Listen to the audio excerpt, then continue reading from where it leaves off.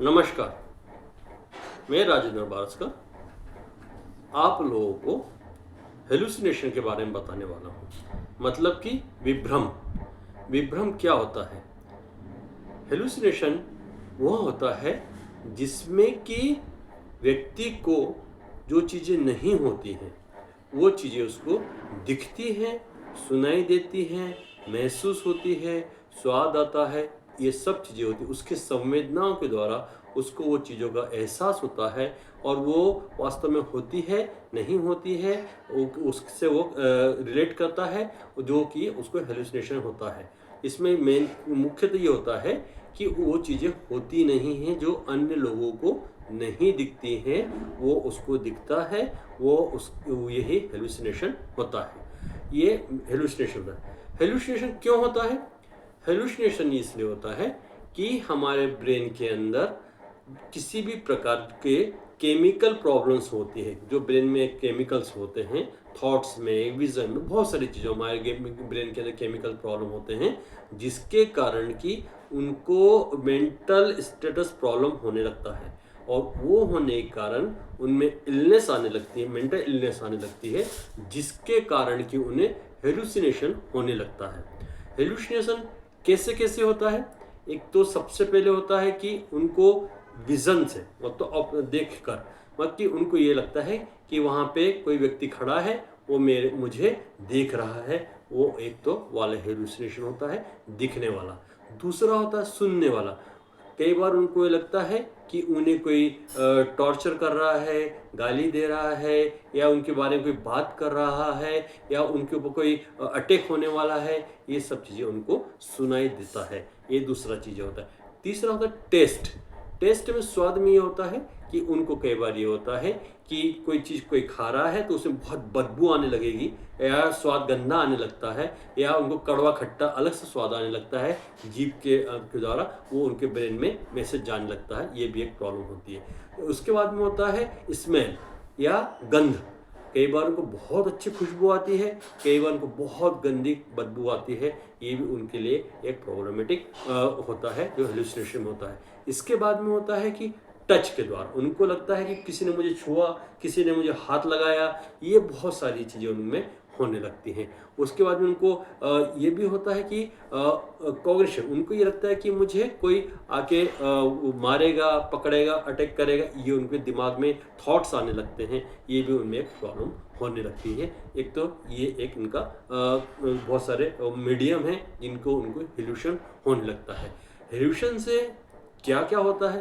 हेलुशन में सबसे ज़्यादा ये होता है कि किसी भी पर्सन के यदि साइकिक प्रॉब्लम है या मेंटल इलनेस की प्रॉब्लम है, जिसके कारण में उन्हें प्रॉब्लम होने लगती है। जैसे कि सिज़ोफ्रेनिया वाले हो गए हैं, या अल्जाइमर वाले हो गए हैं, बहुत सारे ऐसे, या न्यूरोलॉजी की जिसको प्रॉब्लम होती है, पार्किंसंस वाले हो गए हैं, या डिप्रेशन वाले, बहुत सारे ऐसे पेशेंट होते हैं जो इलनेस वाले या न्यूरोलॉजी का प्रॉब्लम वाले होते हैं, उनको ये सब प्रॉब्लम होने लगती है। तो हेलुशन का मेन ये होता है कि हमारे ब्रेन में किसी प्रकार के न्यूरोलॉजिकल या ब्रेन के अंदर केमिकल प्रॉब्लम होता है, जिसके कारण कि ये प्रॉब्लम होता है। तो ये मेरा वीडियो इसके लिए है कि आप लोग इसको समझें कि ऐसे व्यक्ति यदि आपको मिलते हैं तो उनको ये प्रॉब्लम है, तो उनमें ऐसे व्यक्तियों को हम यदि रिकॉग्नाइज करते हैं, आइडेंटिफाई करते हैं, तो हम उनको प्रोफेशनल के पास भेज सकते हैं। तो इसलिए आप मेरे वीडियो को लाइक करें, सब्सक्राइब करें, कमेंट्स करें, शेयर करें। इसके लिए सबसे ज़्यादा ज़रूरी होता है कि उनके लाइफ पर क्या इफ़ेक्ट पड़ता है। उनके लाइफ पर ये इफेक्ट पड़ता है कि वो अपने आप को बहुत ज़्यादा अलग करने लगते हैं, लोगों से मिलते नहीं हैं, कई बार ये वायलेंट हो जाते हैं, कई बार ये इनको बहुत ऐसा अनईजी फील होता है, कई बार ये लोग कपड़े भी निकाल के फेंकने लगते हैं, कई बार मतलब डाउट करने लगते हैं, शंका करने लगते हैं। बहुत सारी ऐसी प्रॉब्लम्स इनमें होने लगती है। तो मेनली इनमें ये प्रॉब्लम होती है, तो ये इनके लाइफ में बहुत ज़्यादा प्रॉब्लम होती है। जैसे कि इनके जॉब में प्रॉब्लम हो सकती है, इनके स्टडी में प्रॉब्लम हो सकती है, इनके डेली रूटीन में प्रॉब्लम हो सकती है, इनके पर्सनल लाइफ में प्रॉब्लम हो सकती है। बहुत सारे ऐसे प्रॉब्लम्स इनके जीवन में होने लगती है। तो ये इसका मेनली रीज़न होता है। इसके लिए हमें क्या कर सकते हैं? इसके लिए सबसे ज़्यादा ज़रूरी होता है कि जो जितने भी ये मैंने अभी पिछले वीडियो बनाए थे, जैसे कि कंसंट्रेशन का हो गया, अटेंशन का हो गया है, या इल्यूशन का हो गया है, अभी हेलुसिनेशन का बना हो,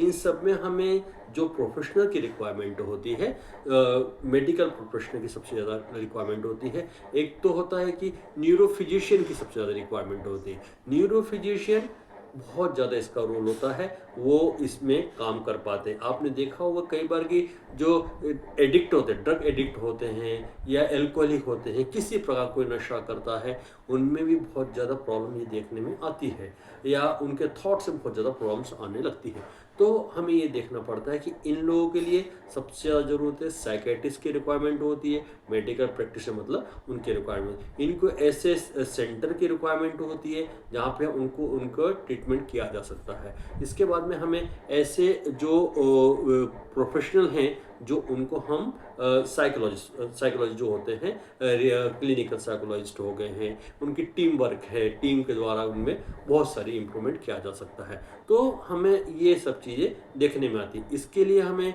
कई बार ये देखने में आता है कि जो बड़े लोगों में भी होता है, वो कई बार हमें छोटे बच्चों में ऐसा देखने में आता है कि ऐसा बहुत ज़्यादा नहीं है, लेकिन बड़े लोगों में बहुत ज़्यादा देखने में आता है कि ये उनमें प्रॉब्लम होती, ओल्ड एज में बहुत सारी दिक्कतें होने लगती हैं, या यंग एज में किसी प्रकार से मेंटल इलनेस की प्रॉब्लम होगी, किसी भी एज में हो जाती है, ये तो उनमें ये सब चीज़ें होने की संभावनाएं बढ़ जाती है। इसमें मेन रोल होता है साइकेट्रिस्ट और साइकोलॉजिस्ट, क्लिनिकल साइकोलॉजिस्ट और न्यूरोफिजिशियन, इन दो का बहुत बड़ा रोल होता है। ये इनका प्रॉपर ट्रीटमेंट करते हैं और इनको मेडिसिन के द्वारा, थेरेपी के द्वारा इनका ट्रीटमेंट करते हैं। और इनको मेडिसिन बिना डॉक्टर के कंसर्न के बंद नहीं करना चाहिए, जिसके कारण यदि बंद करते हैं तो उनको वो इफेक्ट और फिर से रिटर्न होने लगता है। और जो साइकोलॉजिस्ट है, उनकी जो थेरेपी सेशन है, उनको आपको कंटिन्यू करना पड़ेगा और उसके द्वारा उनमें बहुत सारी इम्प्रूवमेंट होने की संभावनाएं होती है। इसी प्रकार से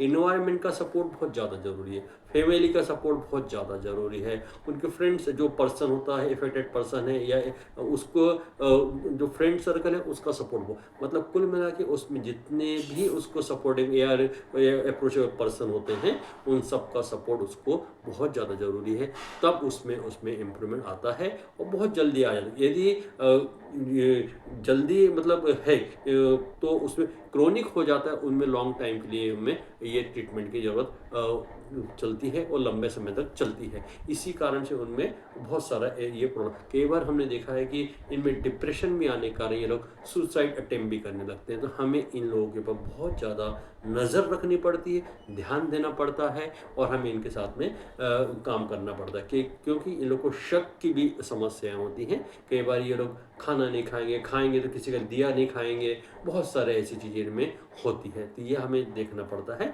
ये इनके साथ में काम करना पड़ता है, तब हम इनके ये चीज़ें देख पाते हैं और हम इनको काम कर पाते हैं। तो ये मेरा वीडियो आपको कैसा लगा, इसके बारे में आप मुझे कमेंट्स करें और ज़्यादा से ज़्यादा लोगों तक इस वीडियो को पहुँचाएं, जिसके कारण के लोगों को इसका बेनिफिट मिल सके और जिसमें लोग उन मेडिकल प्रैक्टिशनर या रिहेबिलिटेशन प्रोफेशनल से ये अप्रोच कर सके और उसमें उनमें चेंजेस ला सके। इसके लिए आप मेरे वीडियो को शेयर करें, लाइक करें, सब्सक्राइब करें और कमेंट्स करें।